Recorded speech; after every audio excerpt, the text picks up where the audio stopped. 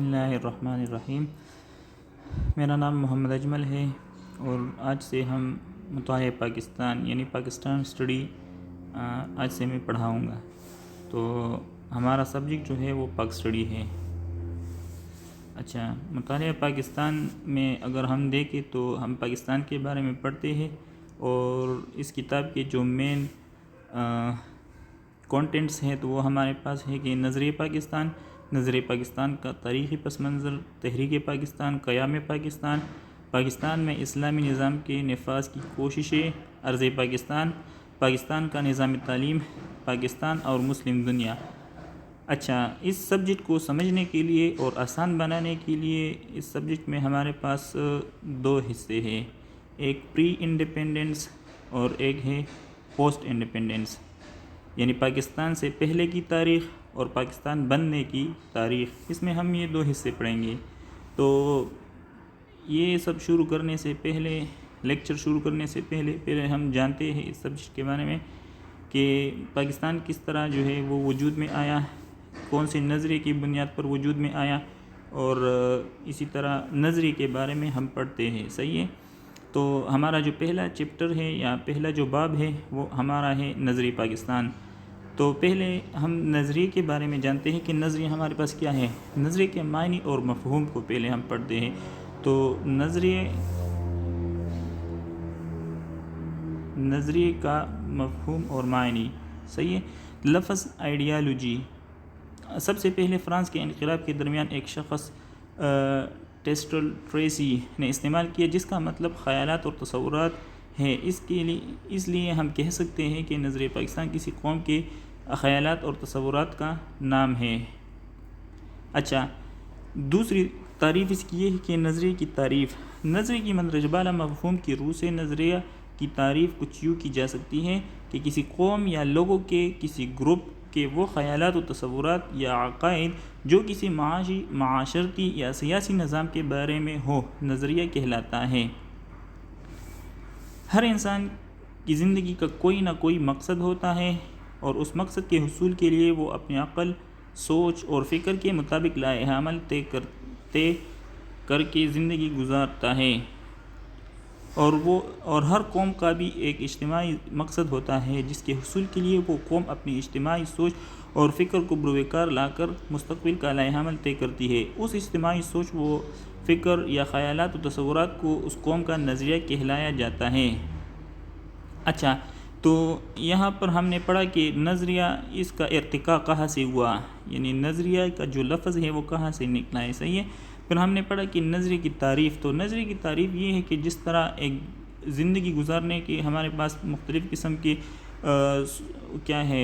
ہمارے ضروریات ہوتے ہیں، تو اس ضروریات کو اپنی سوچ و فکر کے مطابق ہم حل کرتے ہیں اور اپنے خیالات کے مطابق اپنی سوچ اور فکر اور لائحہ عمل اور جس کے لیے ہم پلاننگ کرتے ہیں تو اس کے مطابق ہم اپنے جو ضروریات ہیں وہ پوری کرتے ہیں اور جو ہمارے مسائل ہوتے ہیں وہ حل کرتے ہیں۔ تو اسی طرح کسی قوم کے بھی ایک جیسے خیالات ہو سکتے ہیں۔ جب کوئی قوم ایک اجتماعی طور پر کسی مسئلے کا حل نکالتے ہیں یا کسی مسئلے کے بارے میں وہ اپنی سوچ رکھتے ہیں تو اس قوم کو، اس اجتماعی سوچ کو، وہ فکر کو، وہ پھر نظریہ کہلاتا ہے اس قوم کا۔ اچھا، نظریے کی اہمیت یا فوائد کیا ہے؟ اگر ہمارے پاس نظریہ نہ ہو تو پھر ہم جو ہے وہ کچھ بھی نہیں کر سکتے۔ تو اسی طرح نظریے کی اہمیت اور فوائد کے بارے میں ہم پڑھتے ہیں کہ نظریہ کسی قوم میں اتفاق اور اتحاد کا مؤثر ذریعہ ہوتا ہے۔ کسی قوم کا نظریہ اس کی ریاست کے آئین اور قانون کی بنیاد فراہم کرتا ہے۔ نظریہ ہی کسی قوم کے عقائد، اقتدار، مذہب اور ثقافت کا بہترین محافظ ثابت ہوتا ہے۔ نظریہ کسی قوم کو مشکل حالات سے مقابلہ کرنے کی اہلیت فراہم کرتا ہے۔ ایک نظریاتی قوم زندگی کے کسی بھی اہم موڑ پر کبھی بھی متزلزل نہیں ہوتی کیونکہ اس نظریے کو اس قوم کا اہم فیصلہ کرنے میں مدد دیتا ہے۔ اچھا، پھر ہم نے نظریہ پڑھ لیا، نظریے کی تعریف بھی پڑھ لی۔ اب نظریہ پاکستان کیا ہے؟ تو نظریہ پاکستان سے مراد برصغیر کے مسلمانوں کا وہ مشترکہ سوچ اور عقیدہ ہے جو قائم پاکستان کی بنیاد بنا، یعنی ان کا خیال تھا کہ ہندوستان میں مسلمان ہندوؤں سے ایک الگ قوم ہے، اس لیے بر صغیر کے مسلمانوں کے لیے ایک الگ اور آزاد وطن چاہیے جہاں وہ اپنی تہذیب، ثقافت اور اسلامی اصولوں کے مطابق زندگی گزار سکے۔ بر صغیر کے مسلمانوں کا اپنے آپ کو الگ قوم سمجھنا اور اپنے لیے الگ وطن کے مطالبہ کا یہی مشترکہ خیال اور سوچ کو نظریہ پاکستان کہا جاتا ہے۔ اچھا، ہم نظریہ پاکستان میں ہم نے یہ پڑھا کہ بر صغیر میں پاک و ہند یعنی پہلے جو تقسیم نہیں ہوئی تھی 1947 سے پہلے، تو یہاں کے جو مسلمان تھے تو وہ ہندو سے اپنے آپ کو الگ سمجھتے تھے کہ ہم ہندو سے بالکل الگ ہیں، ہمارا تہذیب، ہمارا تمدن، ہماری مذہب، یہ سب ہندو سے الگ ہے، اس لیے ہندو الگ قوم ہے اور مسلمان جو ہے یہ الگ قوم ہے۔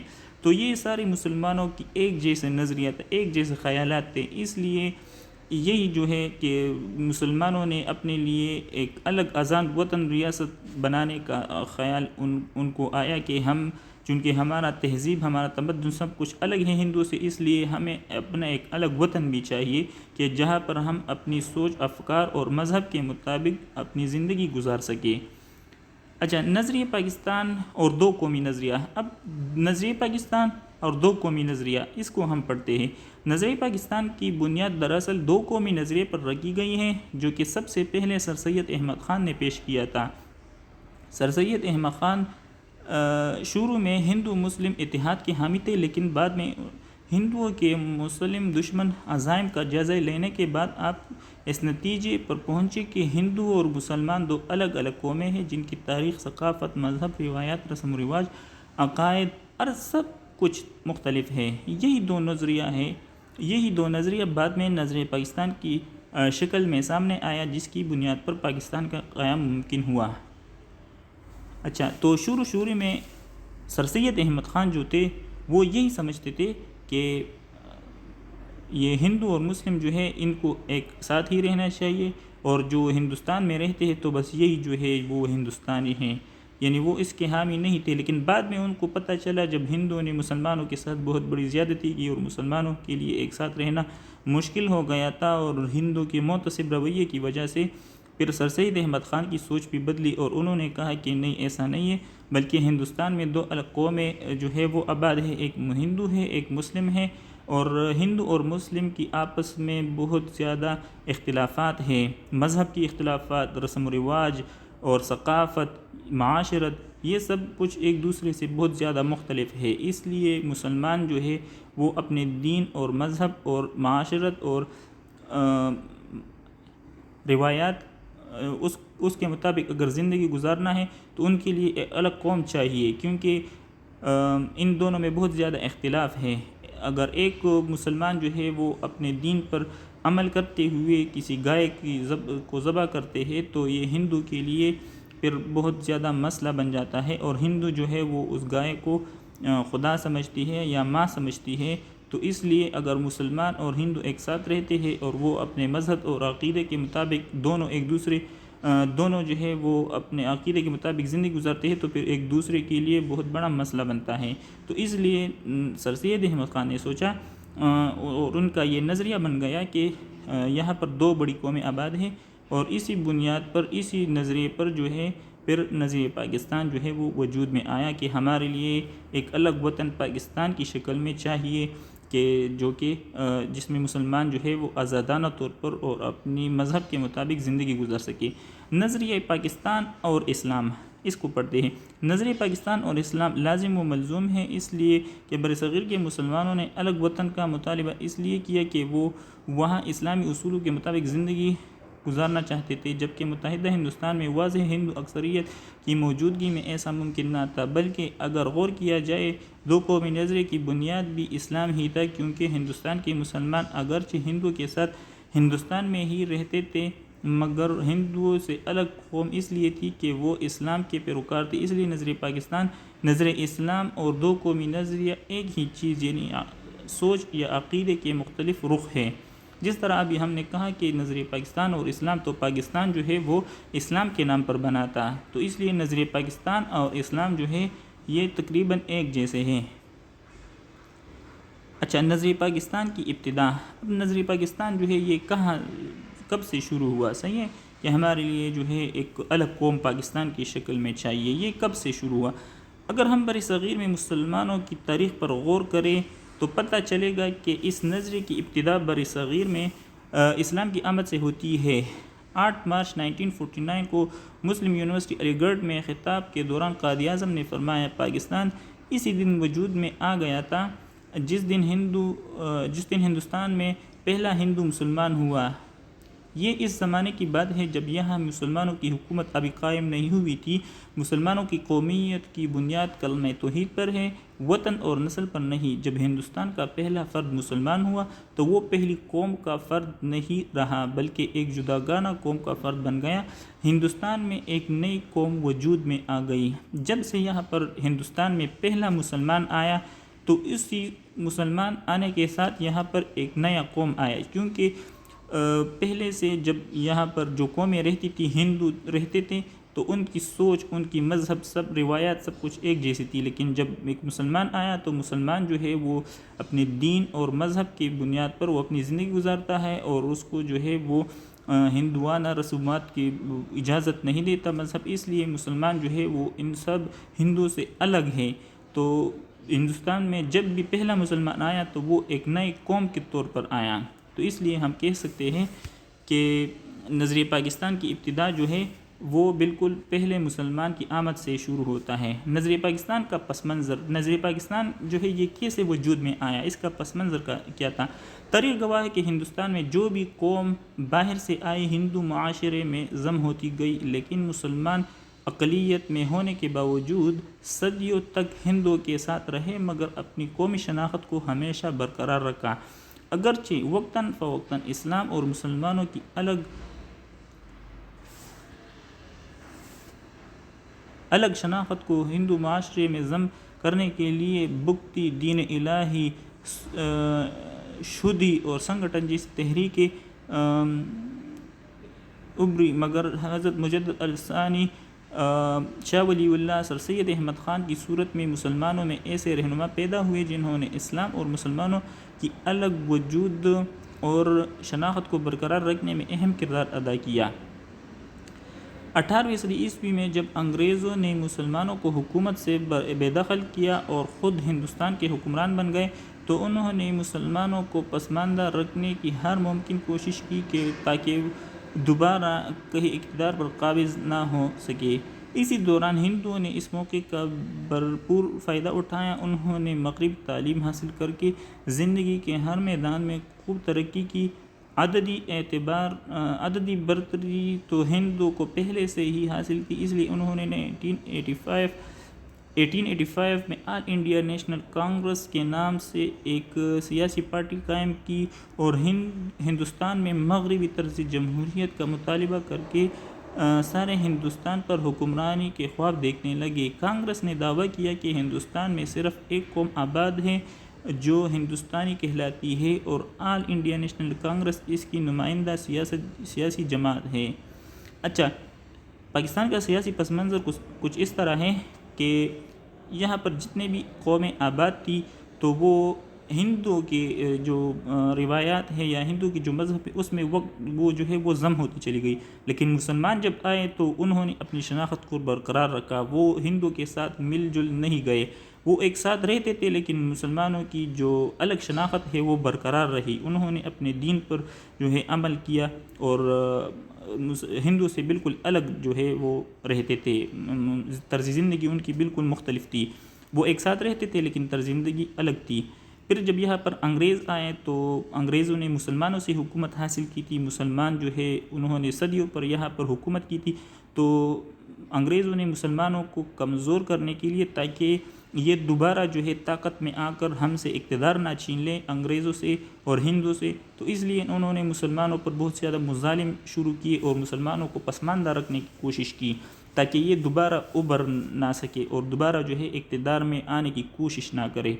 اور ہندوؤں نے جو ہے اس موقع سے فائدہ اٹھایا اور انگریزی تعلیم حاصل کی، مغربی طور جمہوریت کا مطالبہ کیا تاکہ ہم جو ہے ہندوؤں نے سوچا کہ ہم آلریڈی تعداد میں بہت زیادہ ہیں اور ہم آسانی سے جو ہے یہاں پر اپنا حکومت جو ہے وہ لا سکتے ہیں۔ تو یہی سوچ تھی ہندوؤں کی کہ ہم یہاں پر جو ہے انگریزوں کے بعد یہاں پر پورے ہندوستان میں حکومت کریں گے۔ مسلمانوں نے حکومت کی تھی، اب ہندو چاہتے تھے کہ ہم بھی جو ہے وہ یہاں پر حکومت رکھیں۔ اچھا آگے بڑھتے کہ یاد رہے کہ مغربی جمہوریت کے نفاذ کی صورت میں مسلمان ہمیشہ کے لیے ایک غیر مؤثر اقلیت بن کر ہندوؤں کے غلام بن جاتے، کیونکہ ہندو اکثریت میں ہونے کی وجہ سے ہمیشہ ان پر حکومت کرتے۔ اس دوران سر سید احمد خان نے کانگریس کی ایک قومی نظریے کے جواب میں دو قومی نظریہ پیش کیا کہ ہندوستان میں ہندو اور مسلمان دو الگ الگ قومیں ہیں۔ آپ نے مسلمانوں پر زور دیا کہ وہ کانگریس کی سیاست سے دور رہیں۔ 1906 میں انہوں نے اپنے لیے ایک سیاسی جماعت آل انڈیا مسلم لیگ کے نام سے قائم کی۔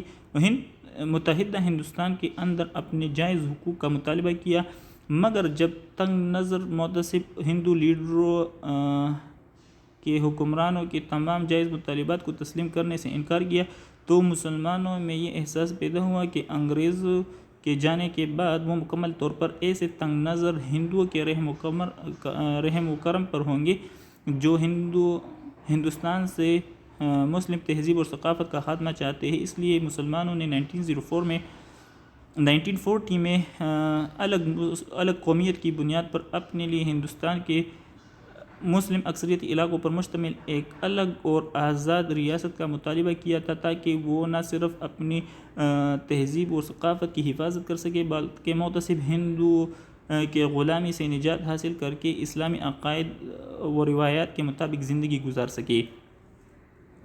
اچھا تو ہندوؤں نے جو ہے یہ سوچا کہ ہمارے لیے چونکہ ہم یہاں پر ہیں اور یہاں پر جو ہے حکومت کرنا چاہتے ہیں، اس لیے انہوں نے اس حکمت عملی کے لیے جو ہے ایک سیاسی پارٹی قائم کی، اور اس سیاسی پارٹی کو یہ کہہ دیا کہ ہم جو ہے تمام ہندوستان کے ایک ہی سیاسی جماعت ہے۔ جب قائد اعظم نے دیکھا کہ یہ تو انہوں نے تو اپنے لیے پارٹی بنائی ہے اور یہ مسلمانوں کے جو ہے خلاف ہے اور مسلمانوں کو دبانا چاہتے، تو اس لیے مسلمانوں نے بھی اپنے لیے ایک سیاسی جماعت آل انڈیا مسلم لیگ کے نام سے قائم کی، تاکہ ہم بھی اپنے جائز حقوق حاصل کر سکیں اس پارٹی کے منشور کے مطابق۔ اچھا نظریہ پاکستان علامہ اقبال کے ارشادات کی روشنی میں، تو علامہ اقبال نے بھی جو ہے اپنے مختلف خطبات میں یہی کہا ہے کہ پاکستان کیا ہے، ہندو اور مسلمان جو ہے یہ الگ الگ قومیں ہیں۔ اور اسی طرح علامہ اقبال کے بعد پھر جو ہے نظریہ پاکستان قائد اعظم کے ارشادات کی روشنی میں، تو قائد اعظم نے بھی اپنے مختلف ادوار میں یہی بولا ہے کہ ہندوستان میں دو الگ قومیں رہتی ہے، ایک مسلمان اور ایک ہندو، اور یہ ان دونوں کی جو معاشرت ہے، رہن و سہن ہے، ان کے جو زندگی گزارنے کا طریقہ ہے، یہ دونوں ایک دوسرے سے بہت زیادہ مختلف ہیں۔ تو اس لیے یہاں پر جو ہے دو قومیں آباد ہے، اور مسلمانوں کو اپنے مذہب کے مطابق زندگی گزارنے کے لیے ایک الگ قوم کی ضرورت ہے، ایک الگ ملک کی ضرورت ہے۔ تو یہی جو نظریہ ہے، تو یہ اس کے بارے میں قائد اعظم نے بھی اپنے ارشادات فرمائے ہیں، اور علامہ اقبال نے بھی اپنے الگ ارشادات فرمائے ہیں۔ اور اسی طرح قائم پاکستان کے آراز و مقاصد پھر پڑھتے ہیں کہ جب قائم پاکستان جو ہے اس کا بنانے کا مقصد کیا تھا، تو یہ ایک تاریخی حقیقت ہے کہ برصغیر میں اسلام کی آمد سے پہلے تمام بیرونی حملہ آور وقت گزرنے کے ساتھ ساتھ ہندو مذہب میں ضم ہوتے چلے گئے، لیکن مسلمان ہندوستان میں آباد ہوتے ہوئے انہوں نے اقلیت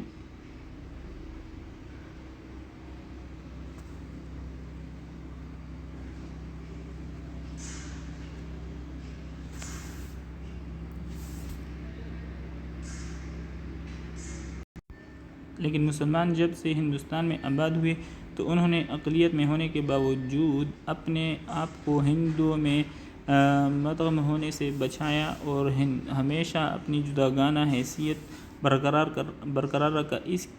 اس کی ایک وجہ تو اسلامی تعلیمات کی اپنی فطری حسن و جاذبیت اور عقل پر مبنی ہونے کی وجہ سے ہندوؤں پر برتری تھی، اور دوسری یہ کہ مسلمان ہندوستان کے حکمران تھے، اس لیے وہ طاقتور تھے۔ لیکن جب 1857 میں انگریزوں نے مسلمانوں سے اقتدار چھین لی تو مسلمان محکوم ہو کر انگریزوں کے مظالم کا شکار ہو گئے۔ اس کے برخلاف ہندوؤں پر انگریزوں کی مراعات کی بارش ہونے لگی۔ جب انگریز حکومت نے ہندوستان میں مغربی جمہوریت اور جدید نظام تعلیم رائج کیا تو ہندوؤں نے اس سے بھرپور فائدہ اٹھایا۔